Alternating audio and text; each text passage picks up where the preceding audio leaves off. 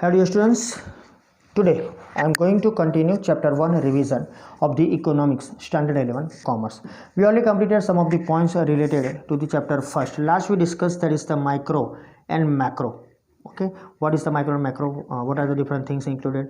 Then after we completed the presentation, right, in the sense of the 3 point, that is descriptive chart जो होता है उसके हिसाब से हम देखेंगे, राइट, वो शेड्यूल बनाया था, उसके बाद हमने ग्राफ भी देखा, सो इन्फॉर्मेशन हमने ली थी. Now after that one the point is that importance of statistical information. ये स्टैटिस्टिकल इन्फॉर्मेशन क्यों हमें यूजफुल है, उसकी इन्फॉर्मेशन हमें कैसे जरूरी है. तो let's start with the first one. Statistical information supports और कन्फर्म्स अ प्रिंसिपल. कोई प्रिंसिपल है उसको सपोर्ट करती है इन्फॉर्मेशन, कोई प्रिंसिपल है उसको कन्फर्म कर दिएगा, yes it is there, it is here. So see, philosophy of economics observe human behaviour and scientific tools in economics establish principles and theories.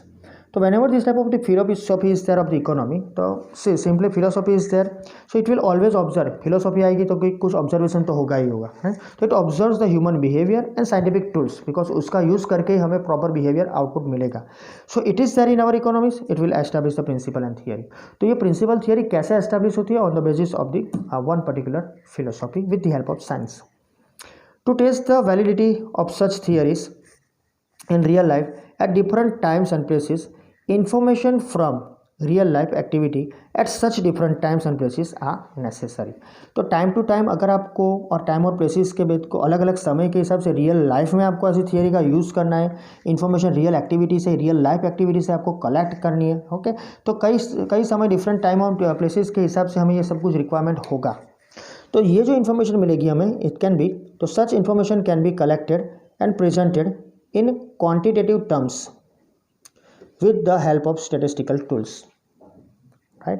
तो याद रखो कि ये जो इन्फॉर्मेशन मिलती है, what ever the information, it can be collected, उसको हमें कलेक्ट करनी पड़ेगी और उसको हमें क्वांटिटेटिव टर्म्स में उसको प्रेजेंट करनी पड़ेगी. It should be presented in the quantitative terms.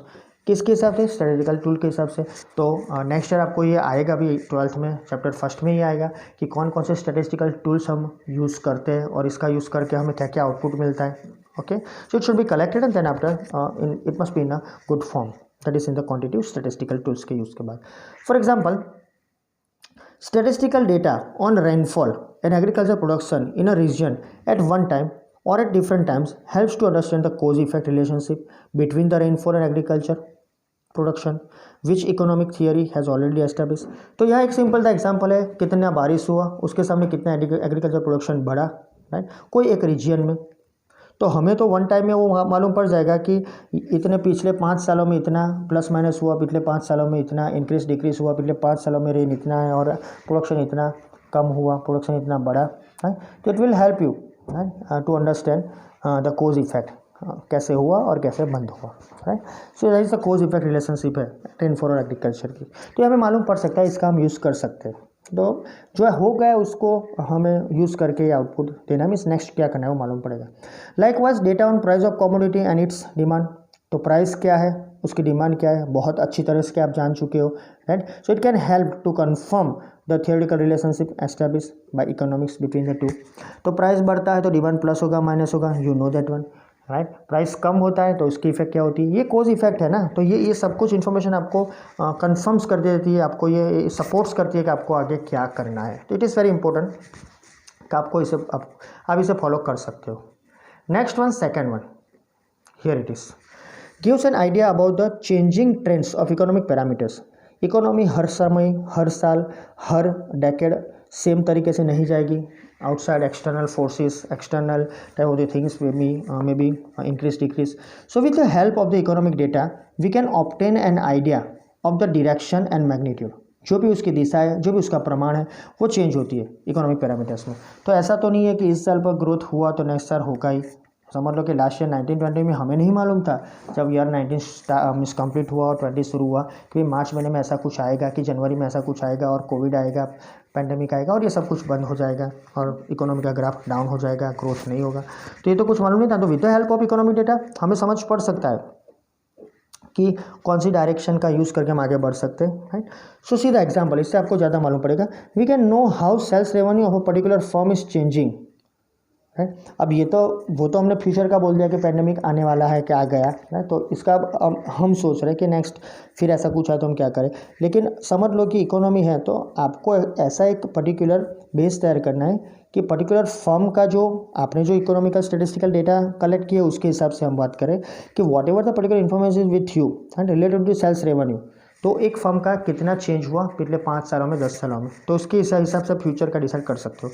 अच्छा, we can also know the trends of employment in a nation, employment बढ़ रहा है कम हो रहा है वो मालूम पड़ जाएगा थ्रू द डेटास। और we can know the trends of production in different sectors of economy, है जो भी अलग अलग सेक्टर्स है, प्राइमरी सेकेंडरी टर्सरी, उसमें कितना एम्प्लॉयमेंट, वो आप समझ चुके हैं। हमारे चैप्टर 8 में सब कुछ इन्फॉर्मेशन आपके पास आ गई है।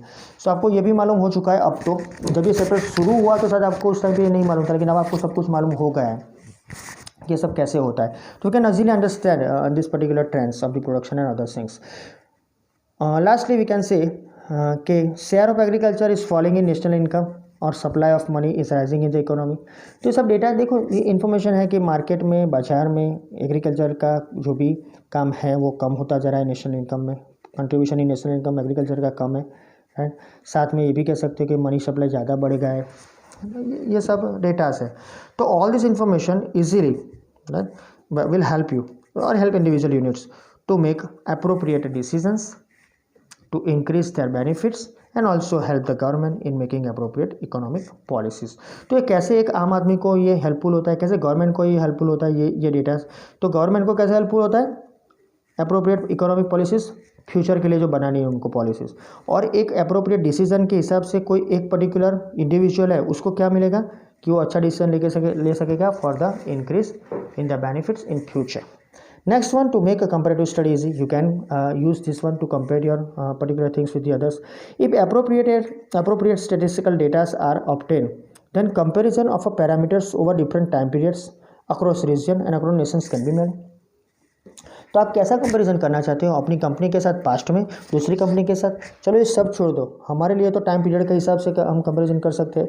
हम एक रीजन को देख के अक्रॉस द रीजन उसको, दो रीजन के बीच में या ऑल ओवर वर्ल्ड में जाना चाहिए तो अक्रॉस नेशन भी उसको कंपेयर कर सकते हैं। तो ये कंपेरेटिव स्टडी जो है ये ईजी हो जाएगा ये स्टेटिस्टिकल इन्फॉर्मेशन की वजह से। आप समझ सकते हो कि हमारी कंट्री के एग्रीकल्चर जो डेटा से और रेनफॉल के हिसाब से तो दूसरी कंट्री के साथ आप कंपेयर कर सकते हो कि वहाँ पर ही ऐसा है कि नहीं। तो आप इसका कुछ एनालिसिस निकाल सकते हो बाद में, ना कंपैरिजन करने के बाद। Next and last one, to make a precise presentation of facts, चौकस एकदम 101%। सी वो प्रिसाइज होना चाहिए फैक्ट्स का। Sometimes facts about economic parameters can be represented more clearly with the help of statistical data and graphs. यानी यहाँ ये समझ लो कि इकोनॉमिक पैरामीटर्स जो भी है वो हम सीधे तरीके से प्रेजेंट कर सकते हैं क्लियरली, राइट, ये डेटास के साथ, ये ग्राफ्स के साथ। सो ग्राफ्स शोइंग इन्फ्लेशन, वो आपको इन्फ्लेशन बताएगा, राइट, जिसको हम फुगाओ कहते हैं, राइट, कि भाव बढ़ रहा है, राइट, पैसों का जो भी टोटल आउटपुट है बिजनेस में या फिर मार्केट में वो बढ़ रहा है। आपको मालूम है 10 साल में सब कुछ आ चुका है। तो ये जो शो करता है आपको इन्फ्लेशन। अच्छा, एग्रीकल्चर प्रोडक्शन शो करता है रीजनल डिस्पैरिटीज इन इनकम्स, एक स्टेट का ये है दूसरे स्टेट का है, एक स्टेट में दो अलग अलग रीजन है उसमें भी प्रॉब्लम है, तो डिस्पैरिटीज आर देयर।